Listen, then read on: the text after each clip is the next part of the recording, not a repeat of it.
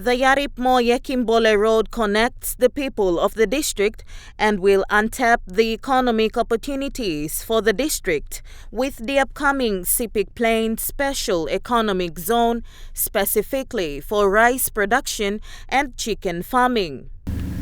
When that is done, we will then set a date for the Prime Minister to come and open the road and also the Sipik Chicken and Grain Project. As you know, the chicken project is already producing chicken and eggs for the province under the Sipik Fresh brand.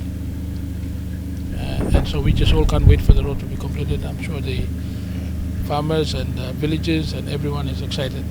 The road is constructed by Shenyang International Corporation Limited, a Chinese company. Boyo Naime Kipo, operations manager of China's Shenyang International Corporation Limited, stated that they are at the final stages of works where it will take up to 2 months to complete. All our engineers and our top guys who are working on this project, they're at the top of everything.